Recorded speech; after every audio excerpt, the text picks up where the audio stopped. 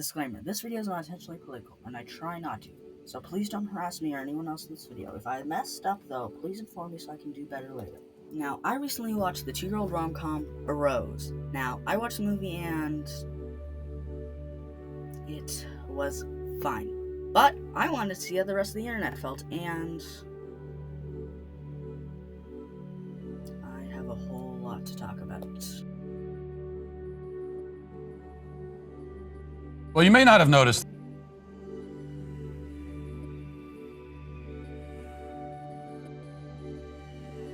Now, in case you don't know, Bros got a bad rap from a certain part of the internet. Now, I enjoy critiques of media, whether I agree or not, so let's check it out.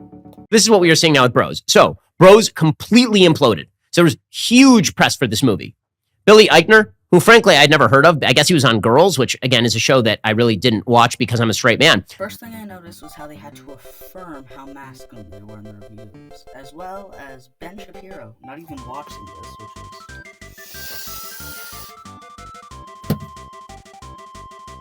is not a great hope.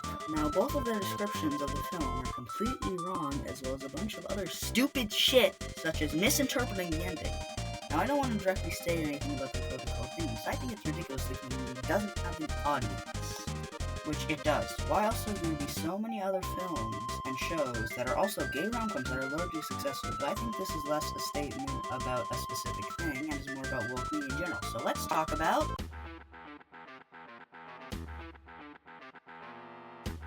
Now, woke is described by Google as being aware of social and political issues, especially racial and social justice. But the term in this case is mainly used for stuff such as diversity hiring, and then we'll be talking about over diversity in media.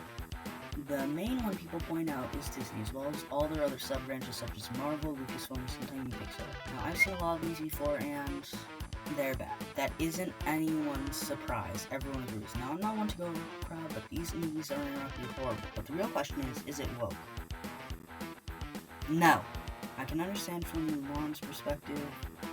I have no clue what makes The Little Mermaid remake woke. Now, despite all this, I can't help but notice they go against it if the film has positive receptions, such as Across the Spider-Verse.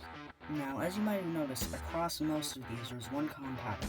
There's involvement in pre-existing IPs, such as Ghostbusters remake and the new Indiana Jones, the new Star Wars, She-Hulk, and one of the most iconic, Barbie. Now, I like this movie. It's not the best, satire shell, and it's very cool corporate swap, but it's fun corporate swap. For those of you saying, wow, you just kept that in, must be really lazy. That was like take 20 of this.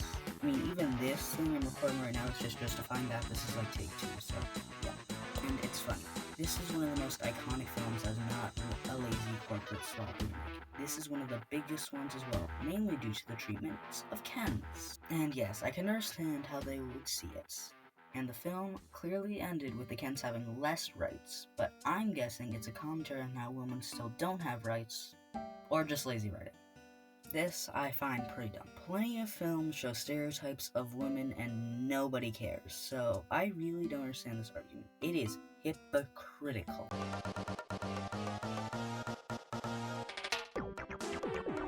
Now, this is a quick lightning round of movies that freely stated to be woke. Seed of Truth, which is heavy non-binary from South Park, has multiple episodes from the Nickelodeon Nerds in season 1. Family Guy, same story. Simpsons, same story.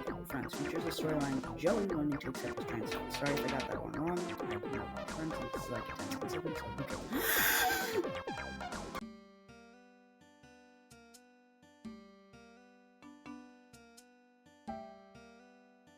Now, I don't want to seem biased, which is why I'm here to discuss one of the worst documentaries / controversies I have ever seen.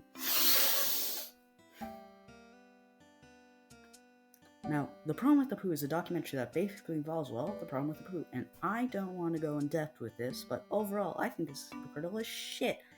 You can't be anti-Apu and pro-Ariel. It's the same thing, for the opposite. If black people can play white characters, white should be able to play black characters. It's all or nothing. I don't even see how he's a stereotype. I mean, he has a strong accent and he's went through an arranged marriage, and okay, I can see it now. but I still believe there should be no line for comedy, and The Simpsons has shown multiple times that's not the same.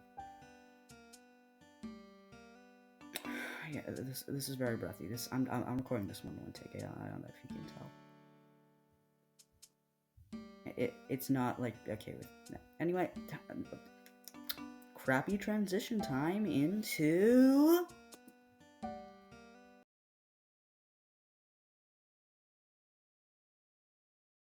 Now this exists. Right-wing media is a lot smaller content-wise, mostly consisting of documentaries, mainly being produced by the Daily Wire. No, I don't. No. I do not like this one. Known for such hit as Lady Ballers, Mr. Bertram, and one of Matt Walsh's most famous films, And My Races. And I'm just going to show you this clip. The white participants in the group feel that there's something in themselves that they have to overcome, when all that's being requested of you is that you be. Hello. Hi. How are you? How are Sorry you? about that. Oh, no problem. You good? Yeah. Yeah. Remind me of your name again. Steven. Steven? Yeah? Okay. Did you want to come up? Come up? Yeah. Do you want to come up and share anything? Sure. What do you want me to share? Whatever's on your I mind. just want to know that, like, my physical safety and yours and everybody else's here is okay. Why would your physical safety not be okay? Did I miss something? I don't feel comfortable. What?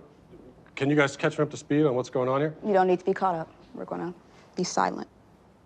Is it because I said I had 17 black friends? It might have been 15. It depends on how you count them. I would really appreciate it if you left so that the people who actually want to be here and deserve to be here can get what they need. I do want to be Can here. you please leave? I would like it if you left. I'm trying to learn. I'm on this journey. Come with me. Well, Thank you. I didn't consent to be touched. I'm not offering to touch you. I'm offering to walk you out. Will you walk with me and I'll answer your questions? Okay. I'll admit it. My name's not Steven. Maybe you already knew that. My name is Matt Walsh. We know. I was here on this journey that I'm just starting, but I see that I'm not wanted. If you were on your journey, then you would have told us who you were, your real name, but you didn't. Are you saying I Please needed a leave. better disguise? Is that what you? I don't know, maybe. But you can figure that out as you walk out the door. Maybe. Yeah, maybe. Thank you so much. I really had the transformative experience myself, and my pronouns are he, him.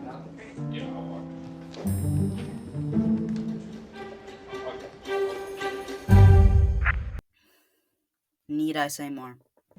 Anyway, I don't want to talk about this and make this whole thing into it, so I'm going to be looking at stand-up comedy specials.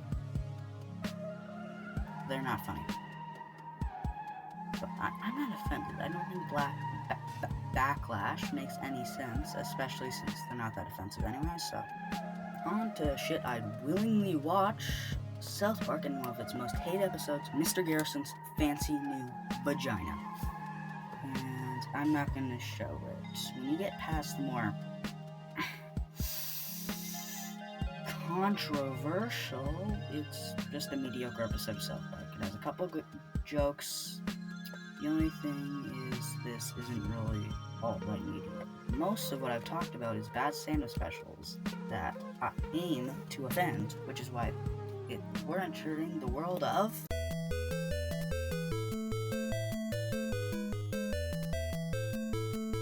The first one I want to talk about is John of the Walrus. Now this is genuinely awful from a kid's perspective. It feels like a parody. Like I said, I'm not here for political critique, but I think we should teach young kids politics to make them more prepared for the future, but this is clearly biased, and this book is clearly for 3 and under, so I think they might be a little too in school trying to hook people on turf. But I'm not here for a political perspective, I'm here for a critique of media. And this is very poorly written, but overall, that's not the big thing about this book that angers me. It's the art. Hot take, I don't think the art is all that bad. For backgrounds, then there's the characters. I can draw better than this, and I still can't draw for shit. And I hate the ending. Why is there a buff Matt Walsh, and they couldn't really think any less Hawks? And on top of that, why is no one mad when she's turning her son into a walrus? I get this book is biased. They could easily depict the side of the boycott as reasonable, and I don't want to go in depth with it since I could go on for hours, but I don't want to, so I'm done with it. Subchapter, but the whole chapter. Now on to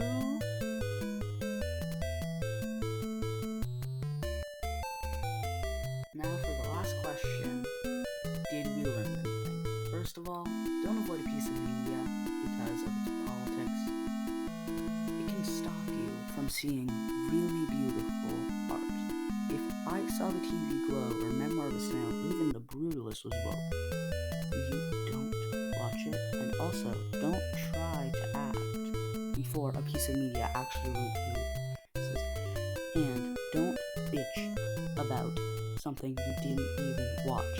Anyway, I hope you enjoyed this rabbit hole. Thank you for watching, and goodbye. Again, thank you for watching. Sorry the ending didn't really have any visuals. I was kind of rushing it, even though I actually finished 2 days before I can upload. Yeah. Anyway, I was going to talk about some of the, current events, but I didn't want to date this video, even though it kind of dates itself. So, I'm just going to talk about Internet Archive. Free movies, free books. It's a charity, so it's good. Go to Internet Archive.